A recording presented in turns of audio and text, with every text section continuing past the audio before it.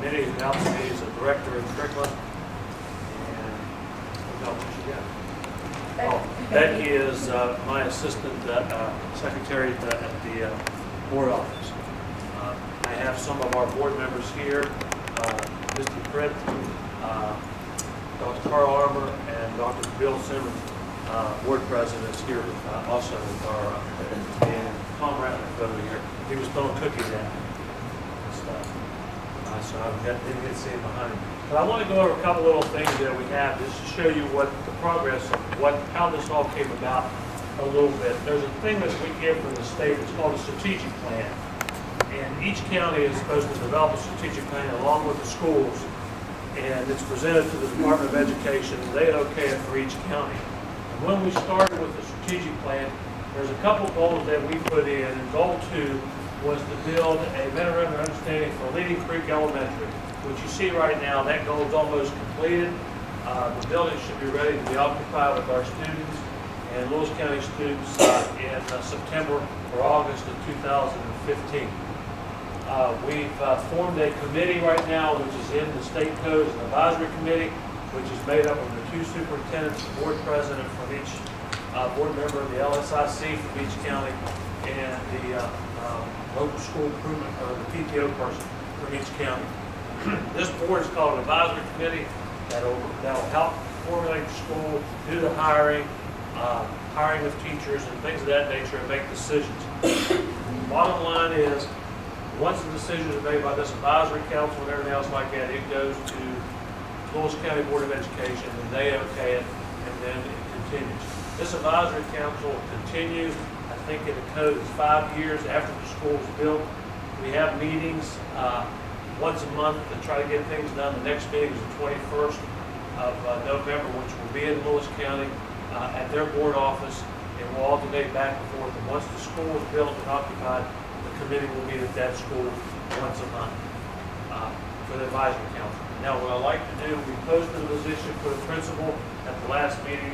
The applications are in, and on the 21st, we'll decide when we want to interview for that, and then we're going to have to look at how we want to do our staffing. I've asked the State Department's attorney to come up and guide us through that because it's a very complicated type situation that we have over there, especially when it comes to personnel and different things that we have to ask questions on how we're going to handle things. And we send them a list. They're back in September, a page and a half of questions we had and concerns we had with the school. And they said they think they finally got all the answers for us. If they do, that would be great. If not, then we'll ask some more questions to get answers. What I'd like to do too is do the same thing I'm doing here, just for the Troy area parents, so I can meet with them at night once I find the answers. Also, right after school, meet with the teachers to stop the anxiety that's there, or even create more anxiety with our answers or whatever we have. But we want to work closely with that staff and that community, so there's no animosity or problems or concerns that we can have. Because if they got concerns, then I need to know so we can try to get answers for them too. But we'll do that sometime after Thanksgiving, and then we'll go from there on having a community meeting over there. They were also invited to come here if they wanted to. But the next goal that we have was to have a Gilmer County elementary school, which right now we're in the process of having it. We're planning it right now. The goals right now, we will do a bid package and stuff on December the 19th, get that together. We've got to send that bid package to the School Building Authority. Once the School Building Authority okays the bid package, the bidding process will go sometime March or late February or March, and we will start moving dirt at the new site sometime in April. Hopefully by this time next year, we'll be pretty close to putting it all on the roof and continue from there. What we did, there's a planning committee that was in effect when I came here that was working with it when it first started. I continued that same planning committee that we had because they had some insight on how they received the names and things of this nature. What they did was they sit down, they put several things together. They did survey with our students. The students, this is their school, so they're going to pick what we would like to have. On that, the colors are going to be black, blue, and silver will be the colors of the school, the elementary. That's what the students wanted. Okay, the mascot was a wildcat. It was going to be the mascot. That was the one they picked. And then when we were at the last meeting with the planning committee, they asked maybe the high school art class can develop 3 or 4 wildcat symbols and wildcat posters or something that we need to do that we can use as our mascot. So they're going to do that, bring it back to the planning committee, and the planning committee is going to put them together and send them out to the students and let them pick their mascot, what they want. One thing that we did is the art teacher asked the type of a wildcat that they want to use is a West Virginia wildcat, not like the Kentucky wildcats or some college wildcat, but they wanted to create their own, and then we'll let the students pick what their mascot's going to be. A couple of things, we also met with the technology committee, and we want this to be the state of art. We met with the people from the Department of Education. They came up, our committee, some of our supervisors sat down, Tom Rory, who does a lot of the technologies across the state, and we come up with a plan. One thing that we found out that we didn't realize, Pomeroy has a couple of companies. Some of the old equipment that we have that we'll be taking out of schools, like the projectors and the whiteboards, smart boards, all that we can trade those in and get money for them and use it towards our technology. The thing that we really want to go into, what will probably be one of the first schools and has a complete set of them, we want to go with what they call the smart TVs that are about 65 inches on a wall where our students can come up and then punch in just like they're looking at a big iPad and work that way on that board. So that's something we looked at. That's something we're looking about putting in our technology. It will be a high-speed technology. We're going to have fiber to the school and everything that we can find in technology to put into that school. Of course, we look at technology like, wow, but these kids, students that we have now, you can give them an iPad at 4 years old, they can start going and playing with it. That's something that we need to train them what's happening in the world of work today. We will meet again with this committee sometime in January to try to finalize a lot of the technology that's there.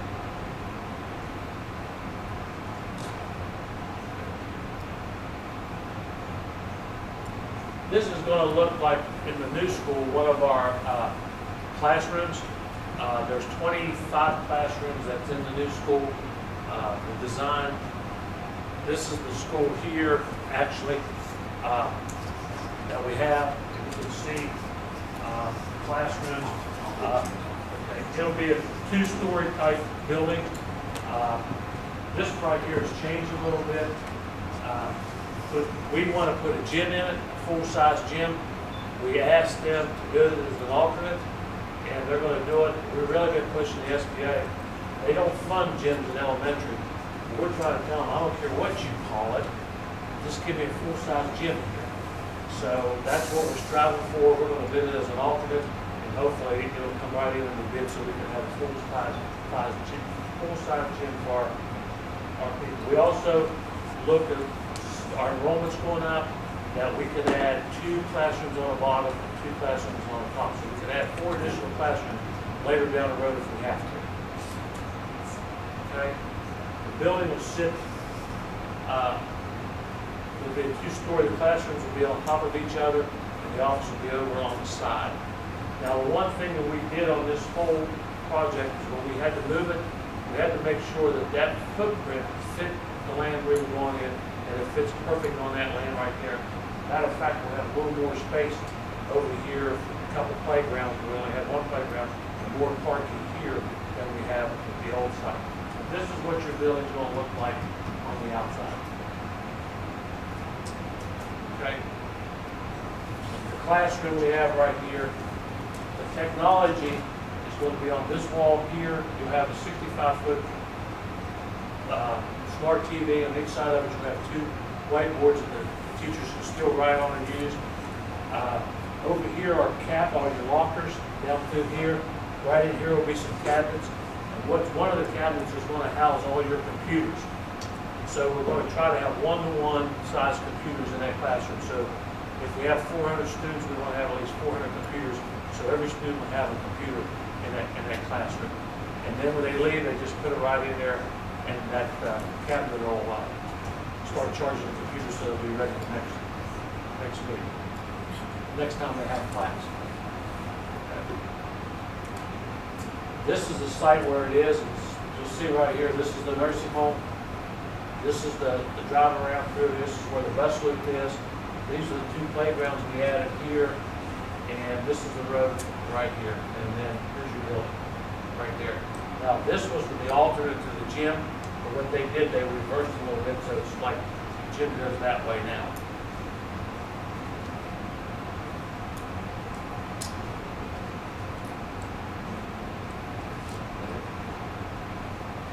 Is there any questions? Please ask questions if you got it. Yes, sir. Mr. DeFano, are all the classrooms the same, or is there any variation, let's say, by subject? It depends on what if you want to go by subject. Yeah, your preschool is going to be. It'll have sync in it. It'll be something different.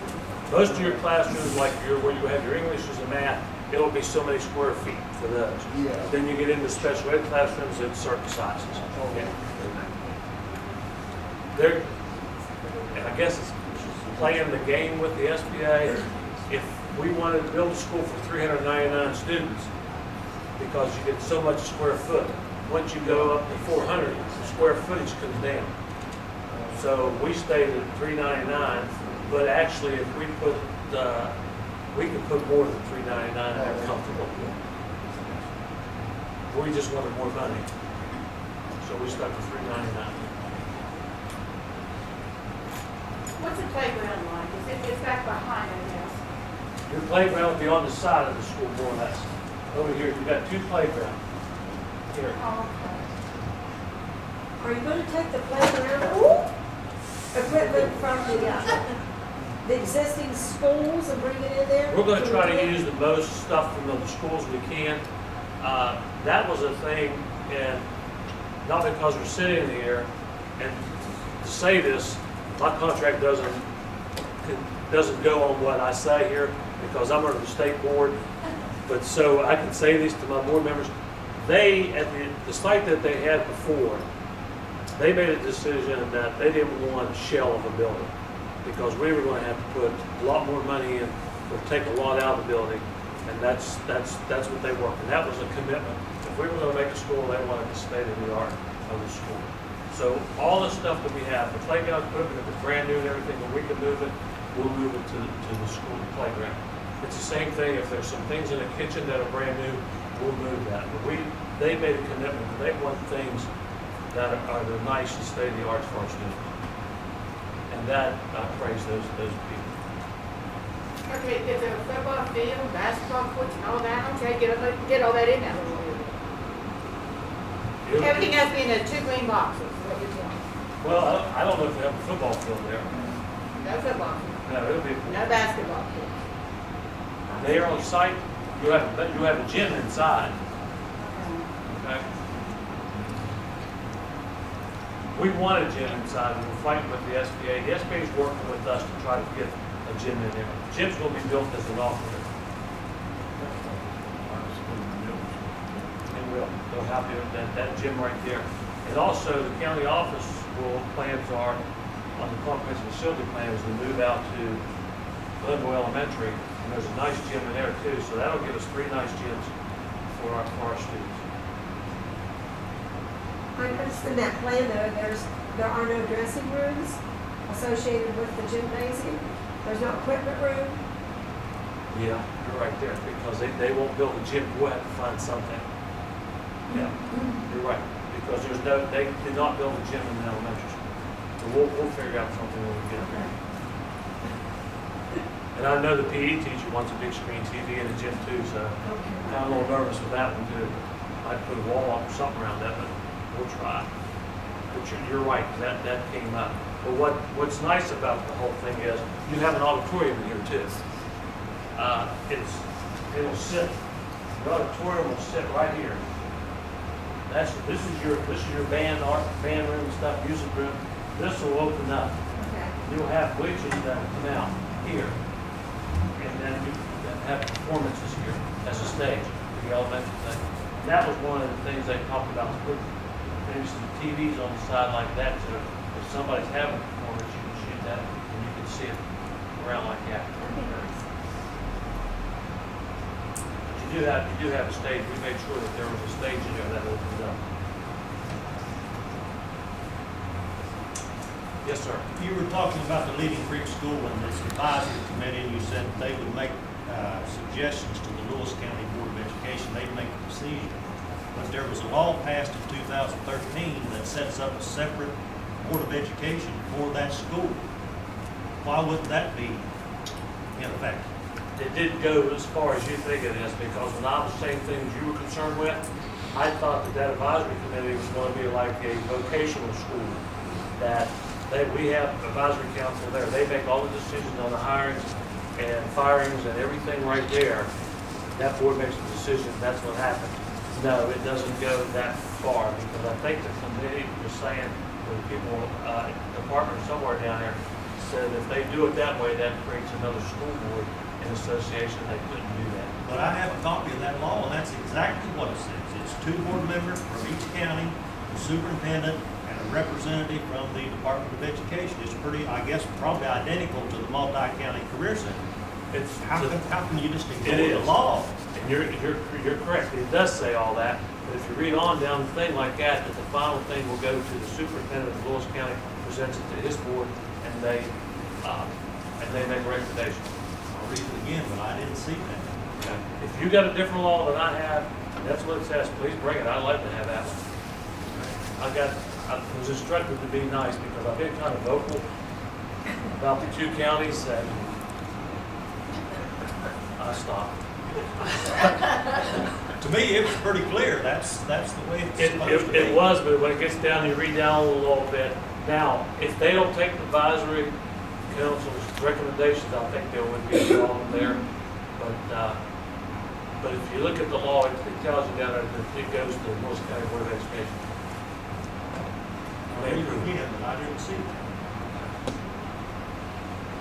Yes, ma'am. On the Leading Creek School, they shorted them some classrooms, I believe. What happened to the money that they saved when they took away the classrooms that they had promised both schools and every teacher would have a job? That's not gonna be that way, I understand. Okay, first one is, it's a misnomer that what happened was in the planning stages, you have the number of kids that are going to come. That's only the square footage you're going to get from the SBA. That was it. Rocky Ford. Okay, all I know is Hubcap. They keep telling me Hubcap Hill. All those students up there, when we went down to the SBA and met, what my understanding was that we thought everybody just in the Troy area was going. Okay. And then somebody said, well, they thought some of the people from Sanford were going. That was never added into the number that the SBA had. The people, the only students that are going to actually go to Lynn are Troy students. Okay? So when in the planning stages, when they had that number, said this is only square footage you got. They didn't really get started on the building and then say, well, we'll take these things away. It was all in the planning stages when they had the number. And once they got the number, said 40,000, Carl, was it 40,000 square feet? That, somewhere like that, that this is all we're going to fund you for the school. And that's when they did it. And then did they take some classrooms out? I'm sure they did. Now your second question, is everybody going to have a job? Let me put it this way to be realistic, okay? If you have 100 kids from Troy and 100 kids from Allen Bridge, and you put them in that school, that's 200 kids, pre-K all the way up. There's no way that you can have 2 teachers in each classroom. I always wondered that. Now, there's some rumors on the other side of the county line that they're going to move their county line further out towards Weston and bring some of those kids out here. I don't know. Nobody's ever sat down and talked to us about it or anything like that, what they're going to do there. So Now, you maybe really that don't see a would difference work. in money either, right? You Pardon me? say because they've only funded this X number of kids, 200 kids, there was not a big difference in money. But we, as taxpayers, thought it was a difference in money. No, what the SBA does, they have a formula that they use. And from that formula, they say, this is all the square footage we're going to give you.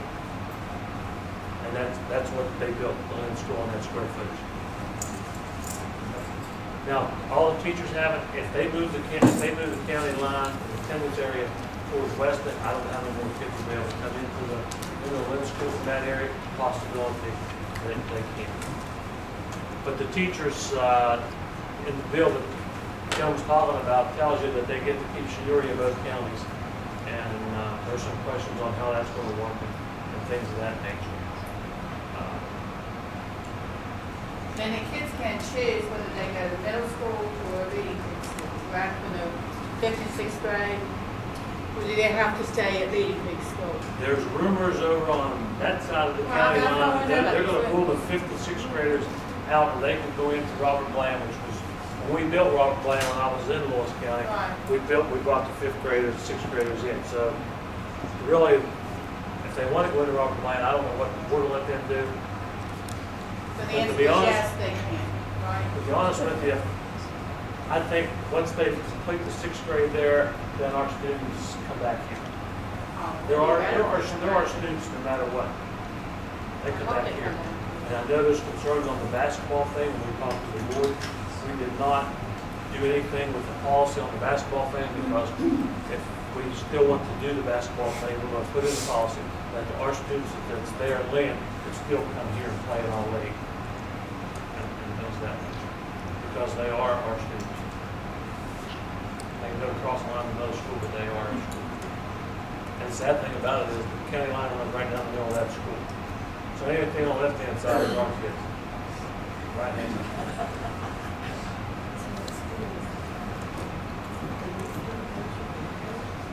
Now, where is this school gonna be? Which one? Leading Creek? The new Leading Creek. Leading Creek is in Lynn. The new school, which is, what they did when the students elected, they put down 4 or 5 names. Cedar Creek came out number one, really close beside it was Gilmer County Elementary. So the committee, that's the planning committee, thought there's no sense of going back and redoing it all. Let's just go, because it's all going to be Gilmer County, they're all going to be our Gilmer County kids. Just go ahead and make it Gilmer County Elementary School. That way we all have ownership in it. Now, is that gonna be out at, the Crooked Run, or is it gonna be here in town? That's going to be right, we moved it right over here to the new site, which is right off where we go to the nursing home. It's 90, our address is 99 Fairground. 99 Fairground Road. Then we ran all the bus routes to make sure before we did anything, before we moved, make sure we're under the hour bus routes. We did. There's one we have to make some adjustments, which comes out of Rosedale. That instead of running one bus out of Rosedale, we're going to run 2 coming down and everything. And if we run the 2 bus, they're going to be on the same time getting to where they get to Normantown, they will get to the new school. So we did accommodate Rosedale, but we have to add another bus there, which is not going to cost the same money because we're just going to realign some of the bus routes. Drivers.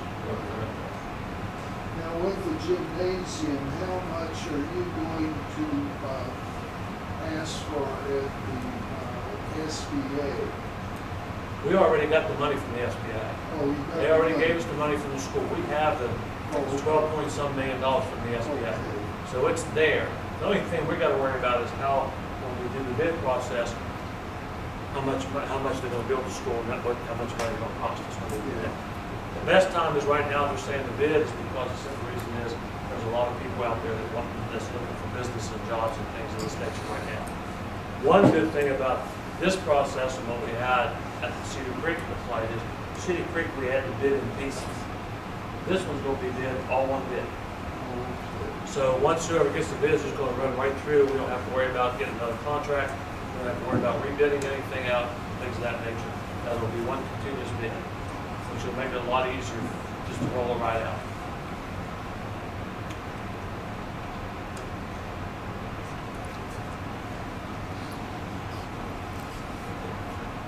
Any other questions? You guys are quiet, all right? That's why we plan those sugar cookies, give you a lot so you don't fall asleep on us. Any other questions? Let me look at the law again, but I'll look at it myself, too. I appreciate that, yeah. We thought the same thing you did. I thought the same thing you did until I started reading the law. And that the final say is Lewis County Board of Education. I hope I'm wrong. Yes, sir. Could you tell us when the completion date, projected completion date is? They'll start sometime in end of March, 1st of April, start moving during things, that we will be in this school September of 2016. So 1 year from this September, we should be moving in. Do you have any idea when the decision will be made about the boundary lines for the schools? Our boundary lines, I think they're gonna stay about the same, aren't they, except for. Right now, every plan that I've been asked to work on, the boundary lines are the same that they are now. So basically, any kids that are in Troy zone right now would attend the Lynn School. Any students that are in Glenville, Sanford, or Normantown zone right now would attend this Gilmer County Elementary School. The boundaries have not changed. That's the way they are right now. See, you asked about the numbers too. In Troy right now, we have students from Doggett, we have students from Richland County. I don't know if they're gonna opt to go to the new school or go back to the original county. That's something, somebody's gonna make a decision on that again.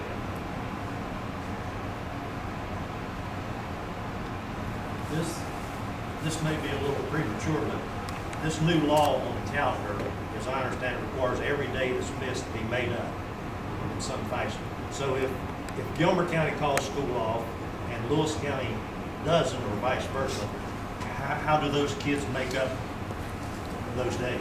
They go, and then you look at the law, they go on Lewis County. Lewis County's gonna get the funding and everything for those kids. So they're actually Lewis County students.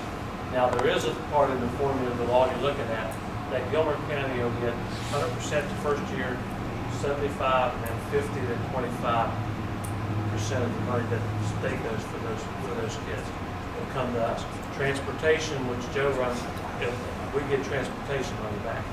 But they'll be actually Lewis County's calendar. They'll go on Lewis County. So if we close Lewis County goes, those students will go. Okay, so the buses from Gilmer County buses would run and take those kids to the school, even Correct. if the rest of the county's not having school. It would be real nice in a perfect world, and we tried for years to kind of coincide with the Career Center. Right. In the last few years, we kind of got away from that. Yeah. But we did try to do the same thing. I would talk to Calhoun County, we would talk, and try to do the same thing just to make it work. With this, you bring up a great point. Now you've got Lewis County, but the thing is, Lewis County shares a Career Center with 2 other counties. So instead of just getting Calhoun and Gilmer to agree, now we're going to try to get Calhoun and Gilmer to agree on a calendar, Lewis County to agree on a calendar, and the 2 counties they share. So now you're talking about trying to get 5 counties to agree on a school calendar. Which is Barber and Upshur. And it's going to be tough. That's one of those questions we're going to have to feel out and go, but that's a great point, and that's going to be tough. But what you're talking about with the new calendar, it's made up, we could go, and with the first day of school, I did tell the teachers and everything, please remind your parents, we could be going to the middle of June or the end of June, where to make up 180 days, depending on what kind of winter we have. There's a thing that we have, it's called release time and bank time, it used to be, that we do 10 minutes a day. If we have a 2-hour delay, and we have enough time, release time or bank time, to cover that 2-hour delay, we're okay.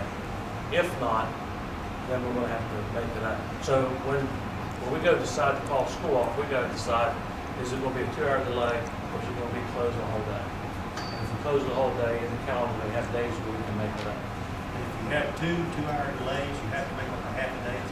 If, depending on if we have what they call bank time, if I have, say, 120 minutes, we're okay for that day, because I have, but that deletes it.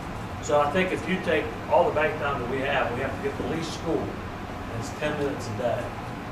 And if you look at that, we're probably looking at maybe 4 or 5 full days, 3 or 4 days, 4 days, if we use it. Now, we did with the OPA audit coming in, when we did our schools, we took a couple of 2 hours there, and used bank time there to give our teachers time to prepare for them to coming into the schools. We'll just give you a state preview. Our school did an excellent job with the OPA audit. They're going to put that to the state board in December or January, and we did excellent. And that's good credit to our teachers and good credit to our administrators and our county office people. Excellent job. Our students did super, answering questions and everything. I just gotta be proud of them. Great job there. Matter of fact, I bought a cake from the administrators, and one thing they had at Foodland was one of them Halloween cakes. So we had, it was a witch on it, so they smoothed all that over and put more icing on it for me, so I bought a nice little cake, said congratulations. But the witch was under the icing. But they didn't know it. Any other questions? As a hard as me, just,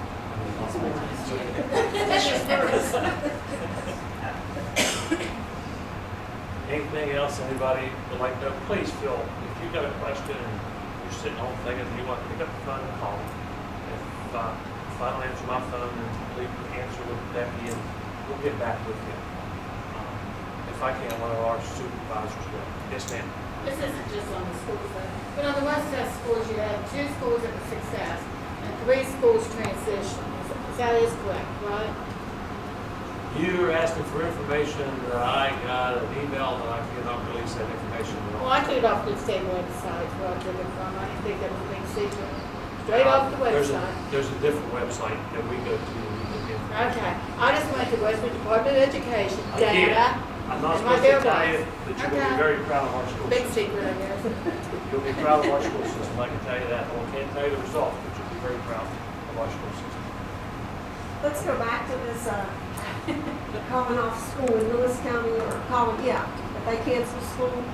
So the elementary school students in Troy would not go, but if they have siblings that attend the high school, they're gonna have to come to school. Correct. I said, Okay. I think that's where Joe and the transportation director from Lewis County will talk. I think we're going to try to work out a system that, I know you talked to Gilmer, or Calvin. Used to all the time talking to Calhoun, Braxton, Lewis, all the surrounding counties. The last 3 years, we've kind of gotten away from that, and we just went based on what the weather was in Gilmer County and what we had here. But there is a possible scenario that Mr. Murphy and Myra's questions there. We could have a day that we have school, and our bus drivers drive, that Lewis doesn't have school, and then Lewis could have a day where those bus drivers are driving, but we don't have school, and there may be a situation I could see if we don't stay together, that we would have to compensate bus drivers for those days they work over their contract. Because, even though it's the Leading Creek School and it is Lewis County and they'll make decisions, those are Gilmer County bus drivers, and they will remain Gilmer County bus drivers. So, and right now there's going to be 3 servicing that school. So there is a situation where they could work over if we don't stay together or if we're not able to stay together. Well, that's a good question, because we'll ask, there's a lot of things, because where it is now, in the calendar, we have to work 181 days, which you were talking about, which is great. But you gotta realize, somehow, when they did all this negotiating in Charleston 2 years ago, everything was great because the teachers had to come make 180 days. But there's a section of the law that nobody saw that said out here that your service personnel only can work 43 weeks. So, and then we finally got that out of it, that they would have to be just like teachers, you can work. But somehow over the weekend, Monday morning, it was right back in there and they only did 48 weeks. So, and Joe's right, I mean, if we call out bus drivers here, then if they pass that 48 weeks, we have to compensate them. That part of the law, nobody was there, but somehow the service personnel, I guess, organizations got together with some legislatures, and that's stated. Now, will it change? I don't know. It's not, but there is a 48 weeks only service personnel can work. And now our question is, when we have a snow day, custodians have to shovel, we call them out, that's working. but then technically, we're saying Gilmer County can end the last day of school one time, and Lewis County may be a different time. Today, yes, So ma'am. that can happen, right?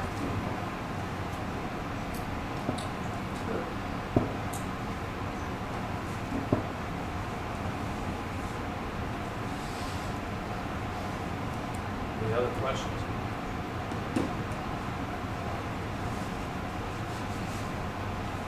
Sure. I have one. Do you have to do much filling or anything for the new site, or is it out of the floodplain? It's out of the floodplain. Completely. Only one little section. What it is, all around it is out of the floodplain, but there's a dip that says it's in the floodplain, and all they have to do is put the dirt in. What they did 2 environmental studies for them. Environmental one, which said there was a little bit of diesel fuel, which they spill off the tank, so they come back and re-drill some more. And found out it's not that deep, it's only like about this. And so they'll just scrape all that off, get rid of it, and then they'll just put some dirt right back on it and put it there. No, it will not be a flood. Now the road, but again, if it gets over the road and it's gonna get over the bridge, it's gonna get up, you know, we're not gonna explain it.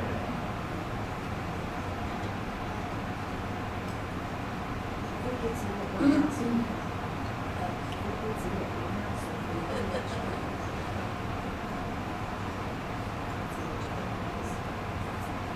Any other questions? Sure.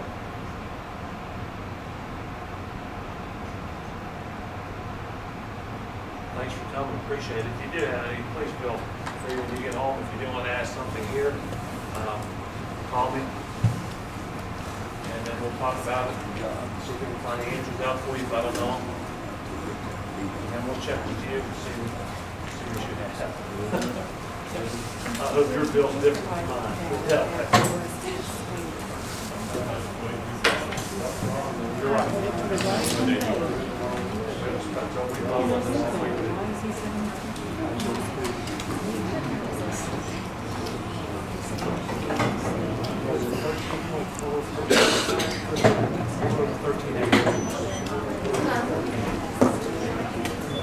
All right.